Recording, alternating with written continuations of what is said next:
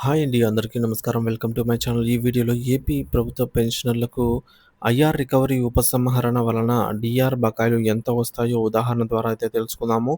పూర్తి వివరాలు వీడియోలో తెలుసుకుందాం. వీడియోని ఎక్కడే గానీ స్కిప్ చేయకుండా ఎండ్ వరకు చూసేయండి. అప్పుడే ఇన్ఫర్మేషన్ పూర్తిగా అర్థమవుతుంది.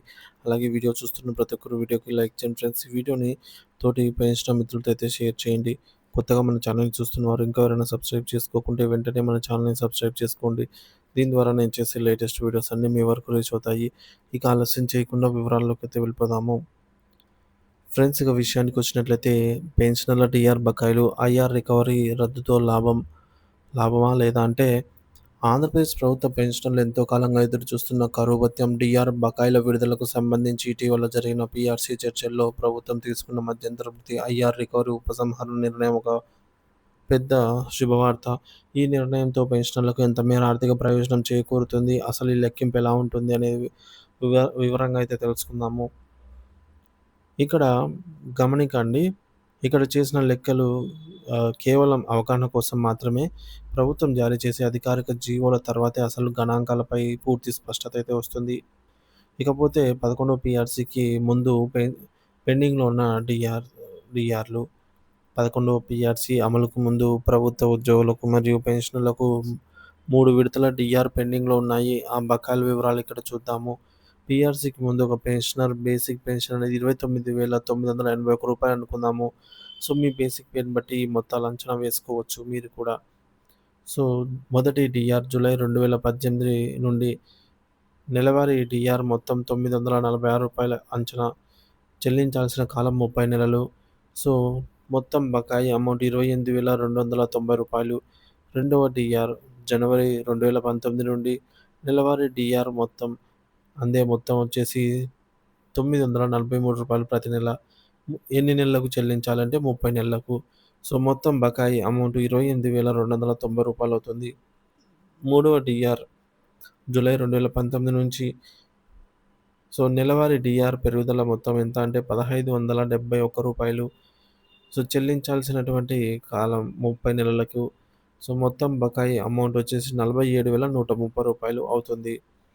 పెన్షన్‌లకు రావాల్సిన మొత్తం డీఏ బకాయిలు ఈ మేరకు చూసుకున్నట్లయితే 28,000 ప్లస్ 28,290 ప్లస్ 28,290 ప్లస్ 47,130 అంటే రూ. 1,03,710 అవుతుంది. సమస్య ఎక్కడ వచ్చింది? ఐఆర్ రికవరీ నిబంధన ఏంటి? అని చూసుకున్నట్లయితే గతంలో ప్రభుత్వం జారీ చేసిన పీఆర్సీ జీవోల ప్రకారం ఉద్యోగులకు, పెన్షనర్లకు చెల్లించిన మధ్యంతర భృతి ఐఆర్‌ని వారికి ఇవ్వవలసిన బకాయిల నుండి రికవరీ చేస్తామని పేర్కొంది. ముఖ్యంగా పీఆర్సీ మానిటరీ బెనిఫిట్ అమలు ముందు 9 నెలల కాలానికి చెల్లించిన ఐఆర్‌ను ఈ డీఆర్ బకాయిల నుండి మినహాయించాలని ప్రభుత్వం నిర్ణయించింది. ఐఆర్ రికవరీ లెక్కింపు పాత నిబంధన ప్రకారం.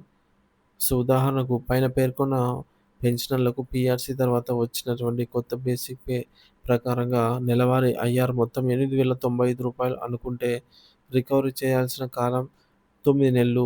సో, మొత్తం రికవరీ అమౌంట్ వచ్చేసి రూ. 72,885 అవుతుంది.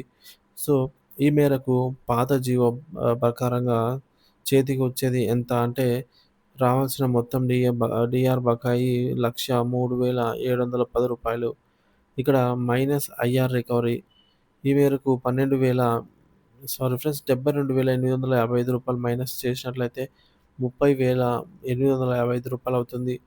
ఈ ఈ రికవరీ నిబంధన వల్ల పెన్షనర్లు తమకు రావాల్సిన బకాయిలలో అధిక భాగాన్ని కోల్పోవాల్సి వచ్చేది. ఇది వారిలో తీవ్ర నిరాశకు కారణమైంది. ఈ మేరకు ప్రస్తుత శుభవార్త ఐఆర్ రికవరీ పద్ధతిలో పూర్తి ప్రయోజనం. ఉద్యోగ సంఘాలతో జరిగిన తర్వాత చర్చల ఫలితంగా ప్రభుత్వం ఈ ఐఆర్ రికవరీ నిబంధనలను ఉపసంహరించుకోవడానికి అంగీకరించింది. ఇకపోతే ఇది పెన్షనర్లకు అతిపెద్ద ఊరటనే చెప్పాలి. ఇప్పుడు అందే పూర్తి బకాయి ఐఆర్ రికవరీ రద్దు చేయబడినందున పెన్షనర్‌కు రావాల్సినటువంటి మొత్తం పూర్తి అమౌంట్ వచ్చేసి రూ. 1,03,710 చేతికి అందుతుంది. ఇకపోతే ఆవిష్కృత ఉన్నత ఆహ్, ఆవిష్ అపరిష్కృతంగా ఉన్నటువంటి ఈ ప్రశ్న బకాయి చెల్లింపులు ఎప్పుడు, ఎలా అంటే ఐఆర్ రికవరీ రద్దు చేయడం హర్షణీయమే అయినప్పటికీ ఈ యొక్క బకాయిలను ప్రభుత్వం ఎప్పుడు ఏ పద్ధతిలో చెల్లిస్తుందనే దానిపై ఇంకా స్పష్టత రావాల్సి ఉంది. ఉద్యోగుల విషయంలో ఈ బకాయిలను వారి పదవి విరమణ చేసిన సమయంలో పెన్షనర్లకు పేర్కొంది.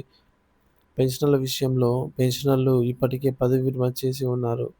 ఈ మేరకు కాబట్టి వారికి ఈ మొత్తాన్ని ఎలా లెక్కిస్తారు, చెల్లిస్తారు, ఒకే విడతలో చెల్లిస్తారా? లేక వాయిదాల పద్ధతిలో చెల్లిస్తారా? అనే ఈ మేరకు విషయాలపై ప్రభుత్వం జారీ చేయబోయే సవరణ జీవోలో స్పష్టత అయితే వస్తుంది. ఇక ఐఆర్ రికవరీ రద్దు నిర్ణయం వల్ల పెన్షనర్ల ఆర్థిక ప్రయోజనాలను కాపాడటంలో ఈ మేరకు ఒక కీలక ముందడుగు అనే చెప్పవచ్చు. ఇది వారి హక్కుల కోసం ఉద్యోగ సంఘాలు చేసిన పోరాటానికి విజయం. ప్రభుత్వం త్వరలోనే ఈ యొక్క సవరణల జీవోలను జారీ చేసి ఈ బకాయిలను చెల్లింపులపై స్పష్టమైన మార్గదర్శకాల విడుదల చేస్తుందనైతే అభిప్రాయం. సో, మొత్తానికి వృద్ధాప్యంలో ఉన్న పెన్షన్‌లకు ఆర్థికంగా అండగా నిలుస్తుందనైతే ఆశిద్దాం ఫ్రెండ్స్.